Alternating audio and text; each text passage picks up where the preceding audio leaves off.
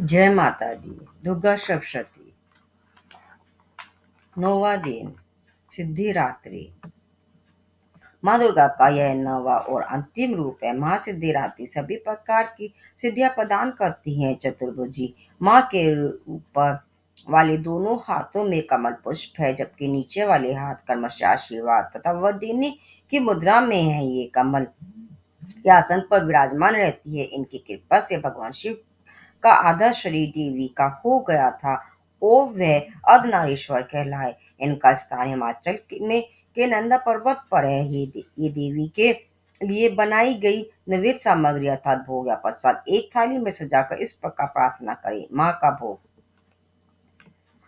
भोगो हे भोगो मैया, भोगो हे भोगो, मेरी अबला में आए मेरे मन यूं ही पतियाओ। बथुए की भाजी देवा, अथक बनाई खीर, खांड देवी और मिठाई, संत यारों का दाना, बाले भेलों की दाना, निपट गरीबों का दाना, माता ले घर आए तेरे मेरा मन यूं ही पतियायो। हे माँ दास वशिष्ठ तेरा भोग ले आया, मुरारी भगत तेरा भोग ले आया, राजा रूपेश्वर तेरा भोग ले आया, धनु अरे भक्त तेरा भोग ले आया, राजा रे हरिश्चंद्र तेरा भोग ले आया, रानी तारा तेरा भोग ले आई, संत और सेवक तेरा भोग ले आए, भक्त सवैया तेरा भोग ले आए। भोगो हे भोगो मैया, भोगो हे सोने का गरबा गंगा जल पानी, सोने की झाड़ी गंगा जल पानी, ऐसा ठंडा ठंडा पानी, ऐसा मिठरा मिठरा पानी, पियो पियो मेरी आदि भावनी, नगर कोट रानी, आशा देवी मनसा देवी, अष्टभुजा छत्र देवी, ते मेरी कालका महारानी, पियो ही पियो मैया। पानों का बीरा तेरा भोला जन लाया, पान सुपारी तेरा धानु जन लाया, चाबो ही चाबो मैया, चाबो ही चाबो चंडी, मेरा मन यूं ही पत्यायो। ये था माता रानी का भोग। बोलो जय माता दी। ये था 9वें दिन का अध्याय सिद्धिरात्रि। माँ जगदम्बिके जय, माँ अम्बे गौरी। तारा रानी की कथा। माता के जगराते में महारानी तारा देवी की कथा कहने सुनने की परंपरा प्राचीन काल से चली आई है। बिना इस कथा के जागरण को संपूर्ण नहीं माना जाता है। माता के प्रत्येक जागरण में इसकी ये सम्मिलित करने का परंपरागत विधान है। इस कलयुग में इस शक्ति की पूजा से ही भक्तों के मन की मनोकामना पूर्ण होती है और मन को शांति मिलती है। कथा इस प्रकार है। महाराजा दक्ष की दो पुत्रियां तारा देवी एवं रुक्मन भगवती दुर्गा जी की भक्ति में अटूट विश्वास रखती थी। दोनों बहनें नियम पूर्वक एकादशी का व्रत क्या करती थी तथा माता के जागरण में प्रेम के साथ कीर्तन एवं महात्म्य कहा सुना करती थी। एकादशी के दिन एक बार भूल से छोटी बहन रुक्मन ने मांसाहार कर लिया। जब तारा को पता लगा तो उसे रुक्मन पर बड़ा क्रोध आया और बोली, तू है तो मेरी बहन, परंतु मनुष्य देह पाकर भी तूने निज योनि के प्राणी जैसा कर्म किया। तू ही चिपकली बनने योग्य है। बड़ी बहन के मुख से निकले शब्दों को रुक्मन ने शिरोधार्य कर लिया और साथ ही ये प्रायश्चित का उपाय पूछा। तारा ने कहा, त्याग और परोपकार से सब पाप छूट जाते हैं। दूसरे जन्म में तारा देवेंद्र लोक की अप्सरा बनी और छोटी बहन रुक्मन चिपकली योनि में प्रायश्चित का अवसर ढूंढने लगे। द्वापर युग में जब पांडवों ने अश्वमेध यज्ञ किया, तब उन्होंने दूत भेजकर दुर्वासा ऋषि सहित 33 करोड़ देवताओं को निमंत्रण दिया। जब दूत दुर्वासा ऋषि के स्थान पर निमंत्रण लेकर गया तो दुर्वासा ऋषि बोले, यदि 33 करोड़ देवता उस यज्ञ में भाग लेंगे तो मैं उसमें सम्मिलित नहीं हो सकता। दूत 33 करोड़ देवताओं का निमंत्रण देकर वापिस पहुंचा और दुर्वासा ऋषि का वृत्तांत पांडवों को कह सुनाया कि वह सब देवताओं को बुलाने के कारण नहीं आवेंगे। यह यज्ञ आरंभ हुआ। 33 करोड़ देवता यज्ञ में भाग लेने आए। उन्होंने दुर्वासा ऋषि को न देखकर पांडवों से पूछा कि ऋषि को क्यों नहीं बुलवाया। इस पर पांडवों ने नम्रता से उत्तर दिया कि निमंत्रण भेजा था, परंतु वह इनकार के कहा नहीं आए। यज्ञ में पूजन हवन आदि नैवेद्य समाप्त हुए। भोजन के लिए भंडारे की तैयारी होने लगी। दुर्वासा ऋषि ने देखा कि पांडवों ने उनकी अपेक्षा कर दी है, तो उन्होंने क्रोध की करके बंसी का रूप धारण किया, चोंच में सर्प लेकर भंडारे में फेंक दिया। इसका किसी को कुछ भी पता नहीं चला। वह सर्प खीर की कढ़ाई में गिरकर छिप गया। एक चिपकली जो पिछले जन्म में तारा देवी की छोटी बहन थी तथा बहन के शब्दों को शिरोधार्य कर इस जन्म में चिपकली बनी सर्प का भंडारे में गिरना देख रही थी। उसे त्याग व परोपकार की भी शिक्षा अब तक याद थी। वह चिपकली घर की दीवार पर चिपकी समय की प्रतीक्षा कर रही थी। कई लोगों के प्राण बचाने हेतु उसने अपने प्राण न्यौछावर कर देने का मन ही मन निश्चय किया। जब खीर भंडारे में दी जाने वाली थी, तो सबकी आंखों के सामने वह चिपकली दीवार से कूद कर कढ़ाई में जा गिरी। इस प्रकार लोग चिपकली को बुरा भला कहते हुए खीर की कढ़ाई को खाली करने लगे। उस समय उन्होंने उसमें मरे हुए सांप को देखा। अब सबको मालूम हुआ कि चिपकली ने अपने प्राण देकर उन सबके प्राणों की रक्षा की है। इस प्रकार उपस्थित सभी सज्जनों और देवता ने उस चिपकली के लिए प्रार्थना की कि उसे सब योनियों में उत्तम मनुष्य योनि प्राप्त होता था, अंत में मोक्ष को प्राप्त करे। तीसरे जन्म में चिपकली राजा स्पर्श के घर कन्या बनी। दूसरी बहन तारा ने फिर मनुष्य का जन्म लेकर तारामती नाम से अयोध्या नगरी के प्रतापी राजा हरिश्चंद्र के साथ विवाह किया। राजा स्पर्श ने ज्योतिषियों से कर्ण कुंडली बनवाई। ज्योतिषियों ने राजा को बताया कि एक कन्या राजा राज्य के लिए हानिकारक सिद्ध होगी, शगुन ठीक नहीं है, अतः इसे मरवा दीजिए। राजा बोला, लड़की को मारना बहुत बड़ा पाप है, मैं उस पाप का भागी नहीं बन सकता। तब ज्योतिषियों ने विचार कर राय दी कि हे राजन, आप एक लकड़ी के संदूक में ऊपर से सोना चांदी आदि चढ़वा दे, फिर उस संदूक के भीतर वो लड़की को बंद करके नदी में प्रवाहित करवा दीजिए। सोना चांदी जड़ित लकड़ी का संदूक अवश्य ही कोई लालच से निकाल लेगा और आपकी कन्या को भी पाल लेगा। आपको किसी प्रकार का पाप नहीं लगेगा। ऐसा ही किया जाए। और नदी में से बहता हुआ संदूक काशी के समीप एक हरिजन को दिखाई दिया। वह संदूक को नदी से बाहर निकाल लिया लाया।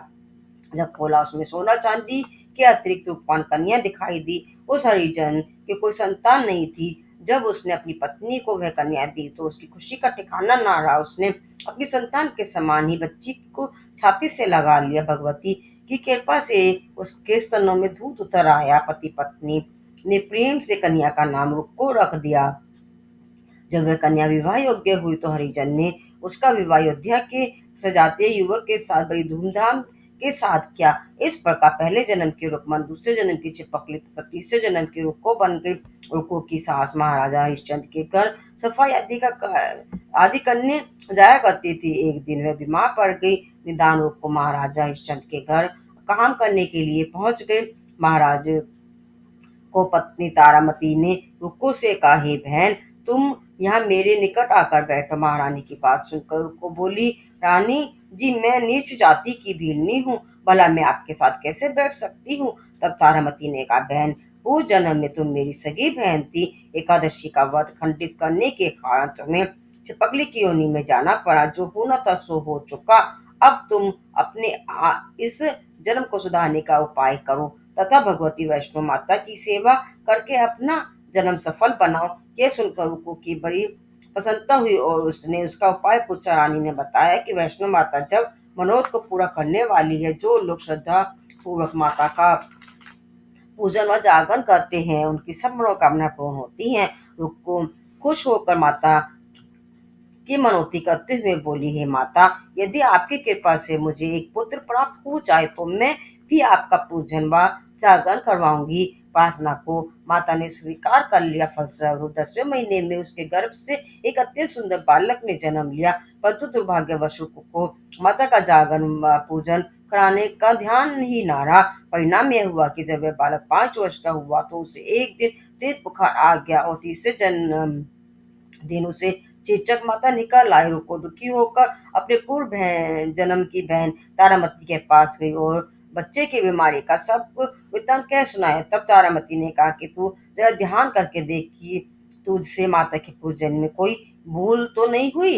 इस पर रुको को 6 वर्ष पहले की बात का ध्यान आ गया और उसने अपने अपराध स्वीकार किया और कहा कि बच्चे को आराम आने पर अवश्य जागरण करवाऊंगी। भगवती की कृपा से बच्चा दूसरे दिन ही ठीक हो गया। तब रुक्को ने देवी के मंदिर में जाकर पंडित से कहा कि मुझे अपने घर माता का जागरण कराना है, सो आप मंगलवार को मेरे घर पधार कर किताब करें। पंडित जी ने बोले, अरे रुको, तू यही 5 रुपए दे जा, हम तेरे नाम से यही मंदिर में जागरण करवा देंगे। तू नीच जाति की है, स्त्री है, इसीलिए हम तेरे घर चलकर देवी का जागरण नहीं कर सकते। रुको ने कहा, हे पंडित जी, माता के दरबार में तो ऊंच नीच का कोई विचार नहीं होता। वे तो सब भक्तों पर समान रूप से कृपा करती हैं, अतः आपको कोई ऐतराज नहीं होना चाहिए। इस पर पंडितों ने आपस में विचार करके कहा, यदि महारानी तारामती तुम्हारे जागरण में पधारे तो हम भी स्वीकार कर लेंगे।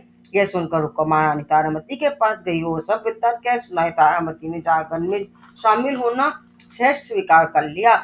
जिस समय रुक्को पंडित से ये कहने गई तो कि महारानी जागरण में आएगी, उस समय सैन्य नाई ने यह सुन लिया और महाराजा हरिश्चंद्र को जाकर सूचना दी। राजा ने सेना नाई से जब बात सुनकर कहा कि तेरी बात झूठी है, महारानी हरिजनों के घर जागरण में नहीं जा सकती। फिर भी अब परीक्षा लेने के लिए राजा ने रात को अपनी उंगली पर थोड़ा चीरा लगा लिया, जिससे नींद न आए। रानी तारामती ने जब यह देखा कि जागरण का समय हो रहा है परंतु महाराज की नींद नहीं आ रही है, तो उसने माता वैष्णो से मन ही मन प्रार्थना की कि हे माता, आप किसी उपाय से राजा को तुरंत सुला दे तो ताकि मैं जागरण में सम्मिलित हो सकूं। राजा को नींद आ गई। रानी तारामती रोशनदान से रस्सी बांध कर महल से उतरी और रुको के घर जा पहुंची। उस समय जल्दी के कारण रानी के हाथ का रेशमी रुमाल तथा पांव की एक पायल रास्ते में गिर गई।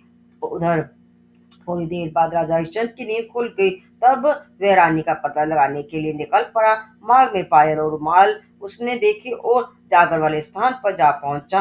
राजा ने दोनों चीजें रास्ते से उठाकर अपने पास रख ली और जहाँ जागरण हो रहा था वहां पर एक कोने में चुपचाप बैठकर सब दृश्य देखने लगा।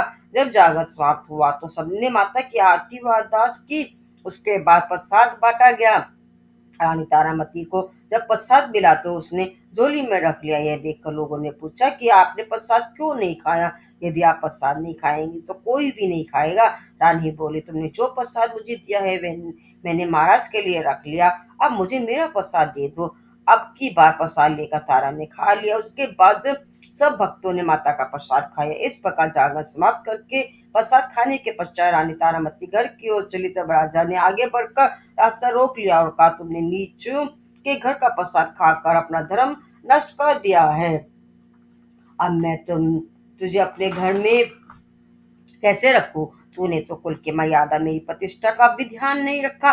जो प्रसाद तू अपनी झोली में रखकर मेरे लिए लाई है उसी खिलाकर मुझे भी अपवित्र बनाना चाहती है। ऐसा कहते हुए जब राजा ने झोली की ओर देखा तो भगवती की कृपा से प्रसाद के स्थान पर उसमें चंपा, चमेली, गेंदे के फूल, कच्चे चावल, सुपारी व खाने छुआरे नारियल दिखाई दिए। इसी प्रकार प्रसाद को ही बाटे का प्रसाद कहते हैं। राजा हरिश्चंद्र ने रानी को तारा को लेकर साथ लौट आया। रानी ने ज्वाला मैया की शक्ति से बिना माचिस या चकमक पत्थर की सहायता लिए बिना राजा को अग्नि पर ज्वलित करा करके दिखाई, जिसे देखकर राजा का आश्चर्य और बढ़ गया और राजा के मन में देवी के प्रति विश्वास और श्रद्धा जाग उठी। इसके बाद राजा ने रानी से कहा, मैं माता के प्रत्येक दर्शन करना चाहता हूँ। रानी बोली, प्रत्येक दर्शन करने के लिए बहुत बड़ा त्याग होना चाहिए। यदि आप अपने पुत्र रोहित की बलि दे सके तो आपको दुर्गा देवी के प्रत्येक दर्शन प्राप्त हो सकते हैं। राजा के मन में देवी के दर्शन करने की लगन हो गई थी। राजा ने पुत्र का मोह त्याग कर रोहित का सिर देवी के अर्पण कर दिया। ऐसी सच्ची श्रद्धा एवं विश्वास देख दुर्गा माता सिंह पर सवार होकर उसी समय प्रकट हो गई और राजा हरिश्चंद्र माता के दर्शन करके कृतार्थ हुए। मरा हुआ पुत्र भी जीवित हो गया। उन्होंने विधि पूर्वक माता का पूजन करके अपराधों की क्षमा मांगी। सुखी रहने का आशीर्वाद देकर माता अंतर्ध्यान हो गई। राजा ने तारामती की भक्ति की प्रशंसा करते हुए कहा, हे तारा, मैं तुम्हारे आचरण से अति प्रसन्न हूँ। मेरे धन्य भाग जो तुम मुझे पत्नी के रूप में प्राप्त हुई हो। इसके पश्चात राजा हरिश्चंद्र ने भव्य मंदिर तैयार करवाया। रानी त्यारा देवी एवं रुक्मन दोनों मनुष्य योनि से छूटकर देवलोक को प्राप्त हुए। माता के जागरण ने तारा रानी की इस कथा को जो मनुष्य भक्ति भाव से पढ़ता है या सुनता है उसकी सभी मनोकामना पूर्ण होती है, सुख एवं समृद्धि बढ़ती है, शत्रुओं का नाश एवं स्वमंगल होता है। इस कथा के बिना जागरण संपूर्ण नहीं होता माना जाता है। ये तो दुर्गा सप्तशती का 90 दिन का अध्याय बोलो। जय माता दी।